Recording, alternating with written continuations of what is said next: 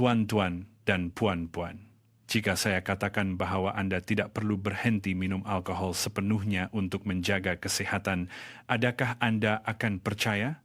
Selamat sejahtera, saya Dr. Mohad Rizal, pakar dalam sistem penghadaman. Semakin meningkat usia, alkohol bukan lagi sekedar minuman rekreasi, tetapi telah menjadi sebahagian daripada kehidupan. Ya, ia menjadi sebahagian daripada perjumpaan dengan rakan-rakan, satu ritual kecil untuk mengakhiri hari, dan kadangkala ia menjadi teman yang membantu meredakan kesunyian. Oleh itu, bagi ramai orang, nasihat untuk berhenti minum alkohol sepenuhnya sejujurnya sukar untuk diterima. Tetapi masalahnya bukan pada alkohol itu sendiri, tetapi pada badan kita yang telah berubah seiring dengan peredaran massa. Jumlah alkohol yang dahulu boleh kita minum tanpa sebarang masalah, kini hanya dengan beberapa gelas, sudah cukup untuk membuatkan kita tidak pulih sehingga keesokan petangnya, dan ia sangat menyeksakan. Tetapi masih ada harapan. Hakikatnya, ada seorang pakcik berusia 70 pun, yang hanya dengan mengikut beberapa prinsip yang dikongsikan dalam video hari ini, bacaan enzim hatinya telah kembali normal hanya dalam masa 3 minggu. Kini, pakcik tersebut masih boleh menikmati alkohol seperti dahulu tanpa merasa letih pada keesokan harinya, malah bangun pagi dengan segar untuk berjalan-jalan dan cukup bertenaga untuk bermain dengan cucunya. Anda juga boleh melakukannya. Jika Anda mematuhi beberapa prinsip mudah yang akan saya kongsikan hari ini, Anda masih boleh menikmati alkohol sambil melindungi kesehatan hati, jantung, dan juga otak Anda. Sebaliknya, jika Anda mengabaikan prinsip-prinsip ini, saya juga akan memberitahu Anda segalanya daripada perubahan menakutkan yang berlaku di dalam badan Anda, sehingga kepada kitaran berbahaya di mana Anda tidak boleh tidur tanpa alkohol, yang membahayakan kesehatan otak, dan bagaimana ia terbentuk. Sebelum kita mula, sila tekan butang langgan subscribe, suka like, dan aktifkan lonceng pemberitahuan, dan sila tonton hingga akhir.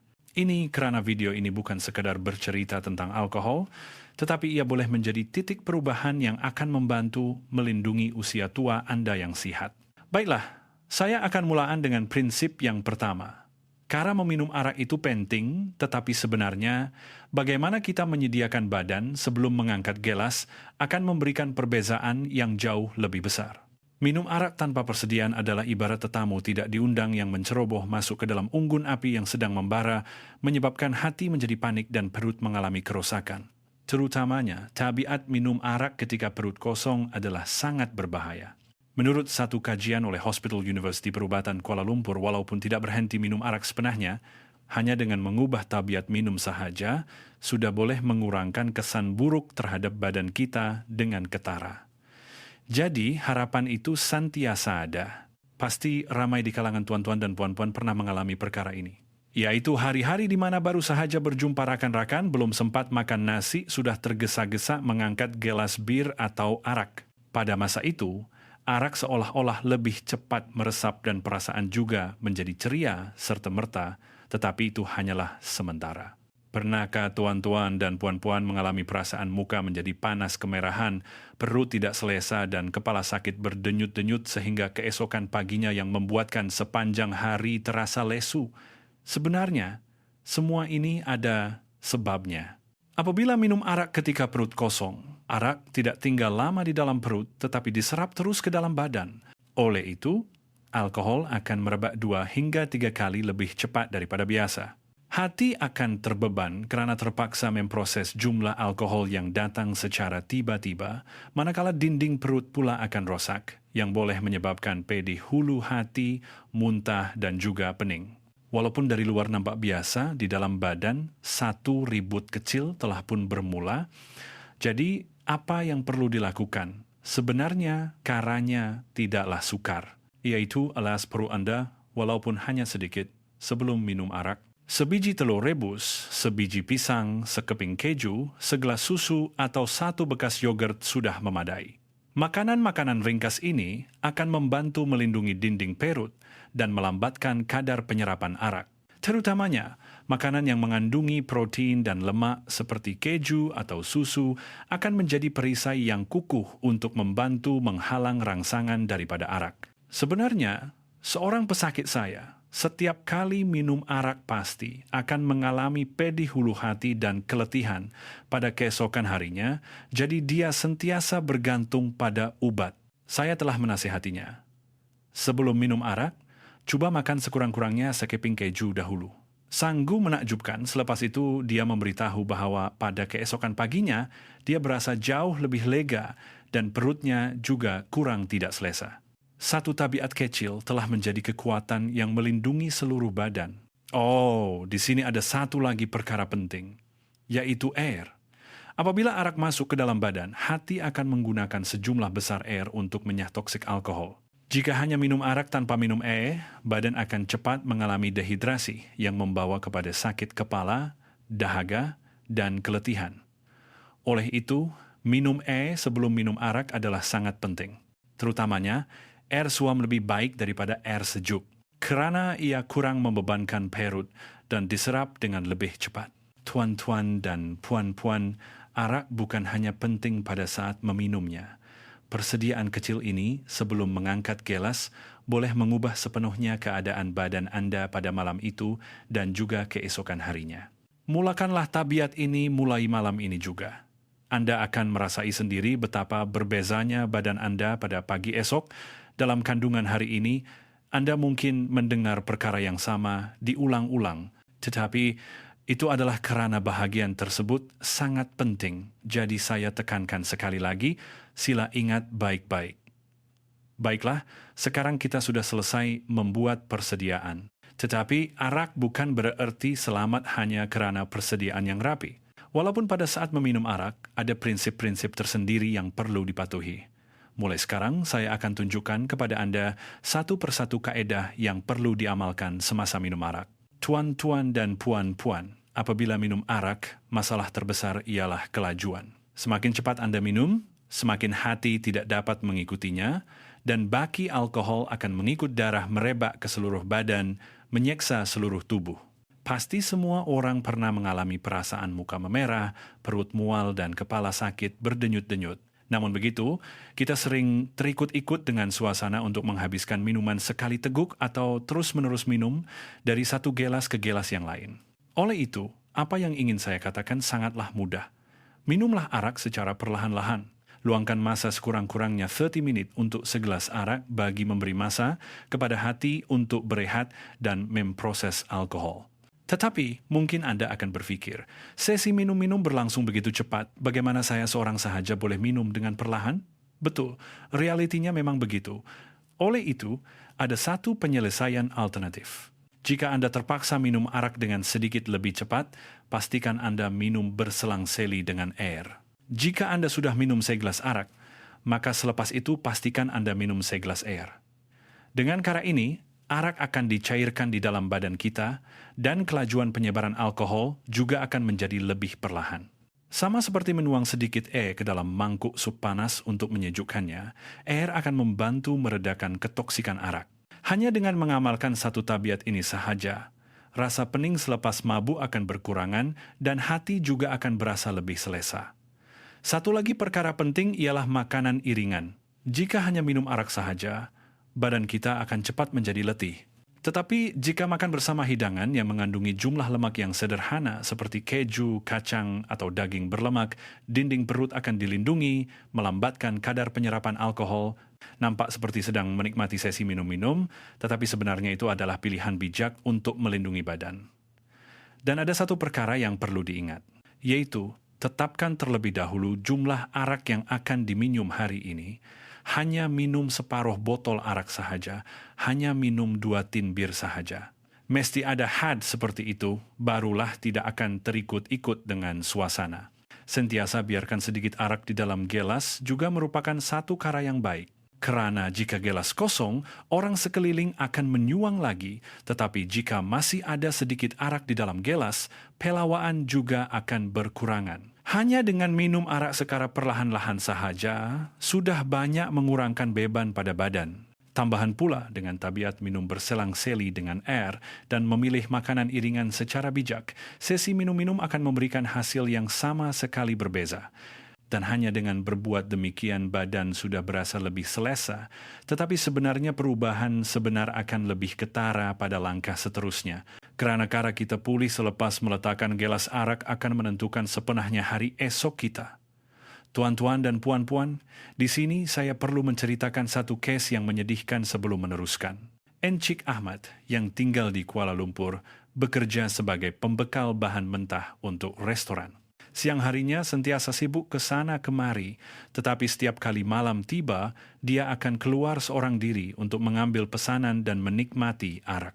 Terutamanya dia percaya bahwa arak beras adalah sejenis arak yang baik untuk kesehatan, jadi tiada hari yang dia tidak minum, dan dia selalu berkata, di dunia ini araklah yang paling sedap. Tetapi hasil daripada minum arak setiap hari selama bertahun-tahun, paras enzim hatinya telah merosot tanpa dapat dikawal, dan akhirnya dia meninggal dunia tanpa dapat memulihkan kesehatannya. Menurut keluarganya, semasa menikmati arak, dia sentiasa kelihatan gembira, tetapi penghujung hidupnya sungguh sukar dan menyedihkan. Kes ini menunjukkan satu perkara yang sangat jelas. Bukan arak itu sendiri, tetapi tabiat minum arak setiap hari yang telah merosakkan badannya. Oleh itu, salah satu prinsip yang ingin saya sampaikan hari ini ialah walaupun Anda menikmati arak, Anda mesti memberi masa kepada hati untuk berehat. Baiklah, sekarang saya akan memberi panduan khusus mengenai proses pengurusan pada hari selepas minum arak agar badan kita dapat pulih semula. Tuan-tuan dan puan-puan, sesi minum-minum telah berakhir, tetapi tahukah Anda bahwa badan masih berjuang melawan arak? Ramai orang berpikir bahwa selepas minum arak hanya perlu tidur sahaja sudah selesai, tetapi sebenarnya itulah permulaannya. Hati kita terpaksa bekerja tanpa henti sepanjang malam untuk menguraikan alkohol, dan jumlah air serta nutrien di dalam badan habis dengan cepat. Oleh itu, apabila bangun pada waktu pagi, kepala terasa berat, mulut kering kontang dan perut kembung. Pada masa ini, yang penting ialah bagaimana kita menghabiskan hari selepas minum arak. Hanya dengan pengurusan itu sahaja, kelajuan pemulihan badan akan menjadi sama sekali berbeza. Pertama, ialah segelas air sebelum tidur. Nampak mudah, tetapi ini adalah kaedah yang sangat berkesan. Badan kita memerlukan banyak air kerana hati terus menyatoksik alkohol semasa kita tidur. Jika tidak minum air dan terus tidur, proses dehidrasi akan berlaku sepanjang malam, menyebabkan pada keesokan paginya kepala sakit berdenyut-denyut dan seluruh badan terasa berat. Tetapi hanya dengan minum segelas air sebelum tidur, pagi esoknya akan terasa lebih ringan. Kedua ialah jangan terus baring. Walaupun letih dan ingin terus baring selepas minum arak, sebaiknya luangkan masa sekurang-kurangnya 30 menit untuk badan menjadi stabil semula. Mandi secara ringan akan membantu melangkarkan peredaran darah dan menyokong proses penguraian alkohol dengan lebih cepat. Memberus gigi juga sangat perlu. Bakteria di dalam mulut selepas minum arak meningkat berkali ganda berbanding biasa. Jika diabaikan, ia boleh menyebabkan nafas berbau dan penyakit gusi. Ketiga, ialah tabiat waktu pagi. Perkara pertama yang perlu dilakukan sebaik sahaja bangun pada waktu pagi ialah minum air. Minum air suam yang dicampur dengan sehiris lemon akan membantu menyatoksik hati dan menggantikan elektrolit yang telah hilang. Jika tiada lemon, air suam sahaja sudah memadai. Dan kuba makan sebiji pisang. Pisang sangat kaya dengan kalium yang membantu mengurangkan bengkak dan keletihan yang disebabkan oleh arak. Tambah pula dengan sebiji vitamin pelbagai jenis, ia akan menjadi lebih pasti. Keempat ialah menghabiskan hari tanpa memaksa diri. Pada hari selepas minum arak, aktiviti berat atau bekerja berlebihan akan melambatkan proses pemulihan. Sebaliknya, berjalan-jalan ringan atau melakukan senaman regangan akan membantu badan pulih dengan lebih mudah.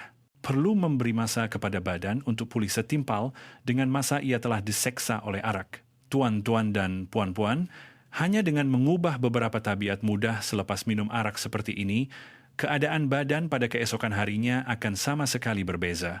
Tetapi ceritanya tidak berakhir di sini.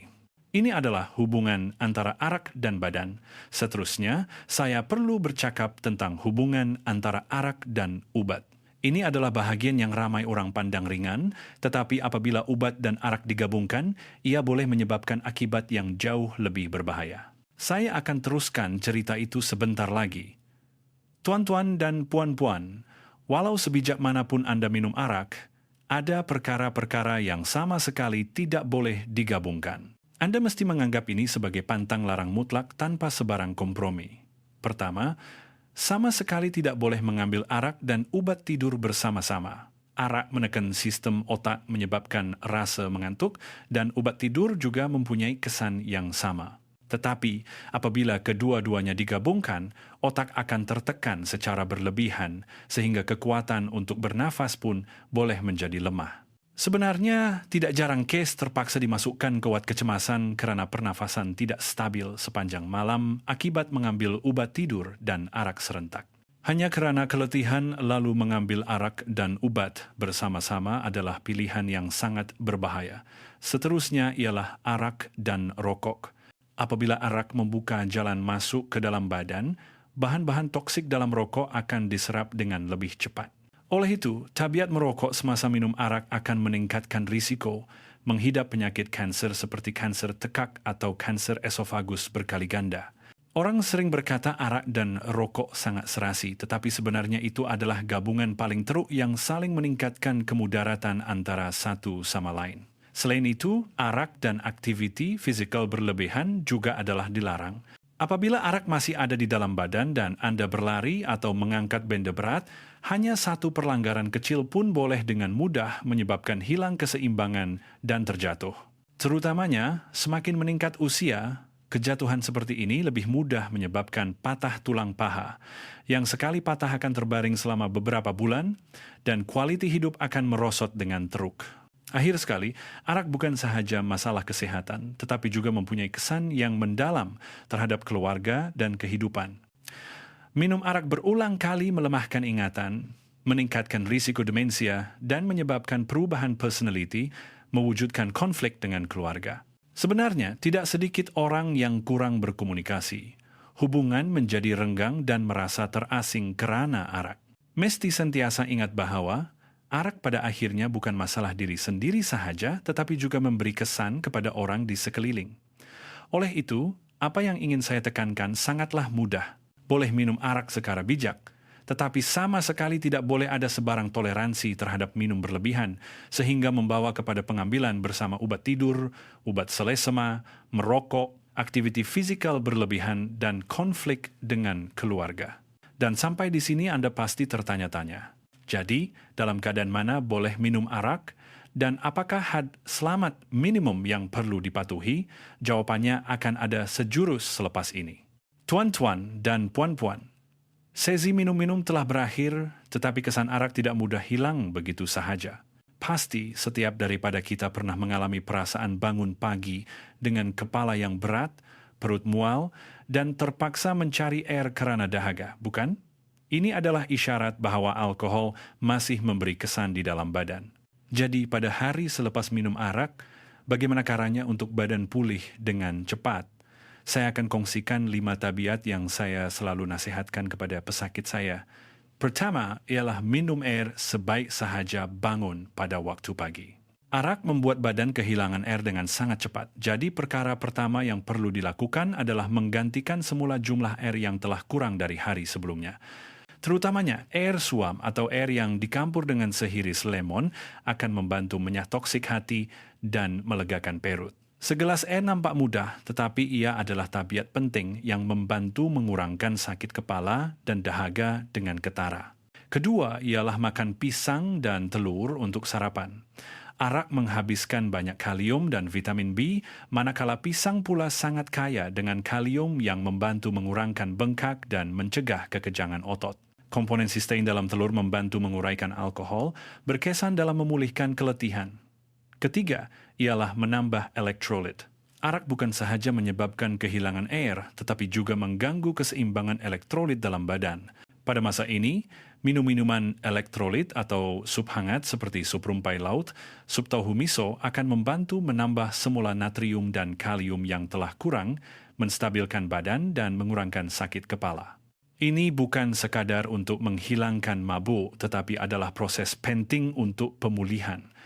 Keempat ialah cara membangunkan badan. Aktiviti berat ketika arak masih ada di dalam badan akan memberi tekanan besar kepada jantung dan saluran darah. Tetapi berjalan-jalan ringan untuk mengeluarkan sedikit peluh atau melakukan senaman regangan akan membantu melangkarkan peredaran darah dan membuatkan kepala lebih segar. Berjalan-jalan dan regangan ringan adalah kaedah terbaik untuk membangunkan badan tanpa membebankannya. Akhir sekali ialah mengelakkan pengambilan ubat. Ramai orang sering mencari ubat penahan sakit karena sakit kepala akibat arak, tetapi mengambil ubat ketika arak dari hari sebelumnya belum hilang sepenuhnya boleh menyebabkan masalah serius seperti pendarahan, perut, atau kerusakan hati. Rasa pening selepas mabuk bukanlah sesuatu yang perlu diselesaikan dengan ubat, tetapi cara paling selamat adalah mengatasinya dengan air, pemakanan, dan rehat. Minum air secukupnya pada waktu pagi, makan makanan yang mudah dihadam, dan jika perlu, tidur siang selama kira-kira 20 menit untuk memberi rehat kepada hati dan otak adalah jawaban terbaik. Sebenarnya, seorang pesakit lelaki berusia 6 yang pernah saya temui, setiap kali minum arak pasti akan mengambil ubat penahan sakit. Akhirnya, dia terpaksa dimasukkan ke wad kecemasan karena pendarahan perut, dan punca utamanya adalah gabungan antara arak dan ubat. Selepas itu, dia mengamalkan tabiat pemulihan dan berhenti mengambil ubat sepenahnya, dan sekarang keadaan badannya telah berubah sehingga walaupun selepas minum arak, dia masih boleh pulih tanpa masalah besar. Tuan-tuan dan puan-puan, walaupun tidak berhenti minum arak sepenahnya, hanya dengan mematuhi tabiat pemulihan ini, keadaan badan pada keesokan harinya pasti akan berbeza. Nampak mudah, tetapi jika diamalkan secara konsisten, ia akan menunjukkan kekuatan yang paling besar. Dan di sini masih ada satu lagi soalan penting. Untuk minum arak sambil dapat melindungi kesehatan seumur hidup, apakah had selamatnya? Sejurus selepas ini, saya akan berikan jawabannya. Tuan-tuan dan puan-puan, jadi apakah hadnya untuk dapat minum arak tanpa berhenti sepenuhnya sambil melindungi kesehatan? Sebenarnya, ini adalah salah satu soalan yang paling kerap ditanya oleh pesakit di klinik. Dokter, sehari boleh minum berapa banyak? Tetapi jawaban ini tidak boleh ditentukan hanya dengan bilangan gelas arak. Ia sangat bergantung pada jantina, fungsi hati, jenis obat yang sedang diambil, dan tabiat hidup harian setiap individu. Walau bagaimanapun berdasarkan gabungan kajian dan pengalaman klinikal, masih ada beberapa piawaian untuk rujukan. Sekaraamnya bagi lelaki, kira-kira 1 hingga 2 gelas arak keras atau 1 tin bir setiap hari, dan bagi wanita, kira-kira separuh daripada jumlah itu dianggap sebagai jumlah yang tidak membebankan hati. Tetapi yang penting di sini ialah tidak boleh minum setiap hari. Dalam seminggu, mesti ada sekurang-kurangnya 2 hari rehat daripada minum arak untuk memberi masa kepada hati untuk pulih. Sama seperti bersenam yang memerlukan hari rehat, hati juga sangat memerlukan hari rehat. Satu lagi perkara penting ialah mengelakkan minum arak secara berterusan. Minum hari ini dan esok minum lagi adalah korak yang paling berbahaya. Masalahnya bukan semata-mata arak itu berbahaya, tetapi tidak memberi masa kepada hati untuk berehat adalah masalah yang lebih besar. Oleh itu, saya selalu memberitahu pesakit saya, selepas sehari minum arak, pastikan Anda berehat sekurang-kurangnya 2 hari. Dengan cara itu, badan dapat mencari semula keseimbangannya, dan had selamat akan semakin berkurangan mengikut usia. Jumlah arak yang ketika muda tidak memberi kesan apabila melepasi usia 60-70 akan menjadi beban langsung kepada hati, jantung, dan otak. Sebenarnya seorang pakcik berusia 70-an yang pernah saya rawat dahulunya boleh menghabiskan sebotol arak keras dengan mudah, tetapi sekarang hanya 2 gelas sudah cukup membuatkannya sangat letih pada keesokan harinya. Tidak mengabaikan isyarat yang dihantar oleh badan dan tidak berdegil dengan piawaian lama adalah tabiat minum arak yang bijak.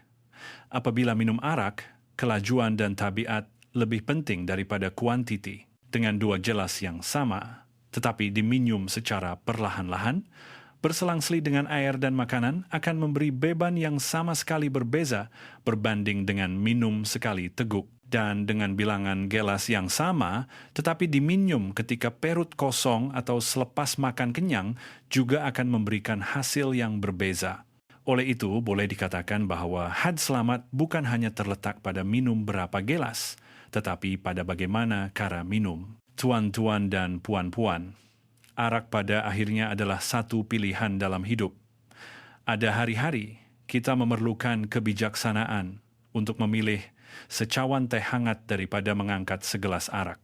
Arak boleh menjadi kegembiraan dalam hidup saya, tetapi tidak sepatutnya sampai ke tahap mengancam kesehatan diri dan kebahagiaan keluarga. Dan mungkin Anda akan tertanya-tanya, jadi, bagi mereka yang telah menikmati arak untuk masa yang lama, adakah perubahan yang boleh dilakukan mulai sekarang? Dan adakah kes di mana seseorang benar-benar telah mengubah tabiat dan mendapatkan semula kesehatannya? Sejurus selepas ini, saya akan ceritakan kisah yang nyata itu. Tuan-tuan dan puan-puan, selepas mendengar prinsip-prinsip yang telah saya bentangkan, mungkin Anda akan berasa sedikit ragu-ragu, adakah ia benar-benar berkesan? Tetapi apabila melihat kes-kes pesakit yang benar-benar telah mengubah tabiat mereka, pemikiran Anda akan berubah. Pak Cik Halim, seorang lelaki berusia 70 proploan yang pernah saya temui, sepanjang hidupnya menganggap arak sebagai sahabat. Di meja makan malamnya sentiasa ada segelas arak, dan dia berkata jika sehari tidak minum arak, dia tidak akan dapat tidur. Tetapi beberapa tahun lalu, semasa pemeriksaan kesehatan menyeluruh, paras enzim hatinya meningkat tinggi dan dia telah menerima amaran. Dia berkata, pada masa itu buat pertama kalinya dia berasa takut bahwa dia benar-benar boleh menghadapi masalah besar kerana arak. Selepas itu, Dr. Mohd Rizal telah membimbingnya satu persatu prinsip yang telah saya kongsikan hari ini, yaitu tabiat-tabiat mudah seperti mengelakkan minum arak ketika lapar, sentiasa minum berselang seli dengan air, dan menetapkan had untuk dirinya sendiri. Pada mulanya, dia berasa leceh dan berkata, buat macam ni apa gunanya? Tetapi yang menakjubkan ialah perubahan mula kelihatan hanya selepas 3 minggu. Dalam keputusan ujian darah, paras enzim hatinya telah kembali normal, dan yang lebih penting ialah dia dapat bangun dengan segar pada waktu pagi. Dia berkata, dulu saya fikir arak menenangkan saya, tetapi sekarang saya rasa saya yang mengawal arak. Kerana itu, setiap pagi saya dapat berjalan-jalan dengan cucu, dan selera makan pun lebih baik. Ada satu lagi kes. Puan Zainab, seorang wanita dalam lingkungan usia 60-an, sering menikmati wine bersama suaminya setiap malam. Tetapi sejak suatu masa, dia mula mengalami gejala muka mudah bengkak dan jantung berdebar laju. Saya telah menasihatinya untuk menetapkan 2 hari dalam seminggu sebagai hari rehat daripada minum arak, dan pada hari selepas minum arak, pastikan untuk mematuhi tabiat pemulihan. Hasilnya, hanya selepas 2 bulan, tekanan darahnya telah stabil, masalah kulitnya juga berkurangan sehingga dia berkata, wajah saya di cermin sudah berbeza. Kes-kes ini menunjukkan satu perkara yang jelas. Tidak perlu berhenti minum arak sepenahnya. Hanya dengan mengubah sedikit cara minum, badan akan bertindak balas dengan sangat cepat. Dan perubahan itu bukan sahaja terhenti pada angka kesehatan, tetapi juga mengubah kecergasan hidup dan hubungan dengan keluarga. Tuan-tuan dan puan-puan, adakah sekarang Anda masih berasa letih kerana arak dan terpaksa mendengar kebimbangan keluarga? Jika begitu, saya nasihatkan Anda untuk cuba mengamalkan satu persatu tabiat kecil yang telah saya kongsikan hari ini. Perubahan akan datang lebih cepat daripada yang Anda sangkakan. Dan akhirnya, untuk mengekalkan tabiat yang telah diubah ini seumur hidup, apa yang kita perlukan? Sejurus selepas ini, saya akan mendedahkan rahasianya bahagian 8. Tuan-tuan dan puan-puan, akhirnya arak mungkin adalah seorang sahabat yang sukar untuk disingkirkan sepenahnya dari kehidupan kita. Tetapi ia mesti dilayan seperti seorang sahabat.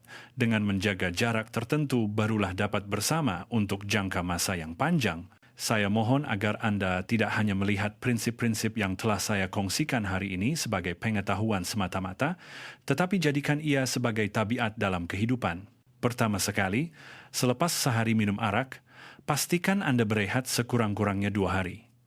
Ini adalah hadiah untuk hati Anda. Dan apabila mengangkat gelas arak, pastikan untuk meletakkan segelas air di sebelahnya dan elakkan sama sekali minum ketika perut kosong. Ini akan menjadi perisai yang melindungi perut dan hati Anda. Lebih-lebih lagi, daripada hanya tertumpu menikmati arak, nikmatilah sesi minum-minum dengan niat untuk menikmati perbualan dan makanan secara perlahan-lahan. Jika ini dilakukan, arak tidak akan menjadi musuh, tetapi boleh menjadi perencah kehidupan. Ramai pesakit yang saya temui berkongsi perkara yang sama. Mereka berkata pada mulanya, mengubah tabiat sangat sukar. Tetapi sejak suatu masa, apabila mereka merasakan badan mereka berubah, mereka mengaku bahwa mereka lebih menyayangi kesehatan berbanding arak. Benarlah kata-kata itu, perubahan kecil yang terkumpul akhirnya akan mengubah seluruh kehidupan seseorang. Dan sila ingat baik-baik, arak bukan sahaja masalah badan saya sendiri, tetapi juga berkaitan dengan kebahagiaan keluarga. Satu pilihan sehat saya akan menjadi senyuman pasangan hidup saya, ketenangan anak-anak, dan gelak tawa cucu cicit. Bukankah itu sebab sebenar untuk melayan arak dengan bijak? Sekarang saya ingin membuat satu permintaan kepada Anda semua. Daripada cerita-cerita yang telah saya kongsikan hari ini, sila coba amalkan walau satu perkara sahaja. Permulaan kecil itu akan menjadikan badan esok lebih ringan dan menjadikan kehidupan di masa hadapan lebih panjang dan penuh dengan kecergasan. Akhir sekali, jika video dari saluran kesehatan warga emas ini bermanfaat, sila tekan butang langgan, suka, dan hidupkan lonceng pemberitahuan. Dan sila kongsikan video ini kepada keluarga atau rakan-rakan yang risau kerana arak. Kerana ia boleh menjadi titik perubahan yang mengubah hidup seseorang. Tuan-tuan dan puan-puan, berhenti minum arak bukanlah satu-satunya jawaban. Apabila kita tahu cara mengawalnya dengan bijak, kita dapat melindungi kedua-dua kesehatan dan kebahagiaan.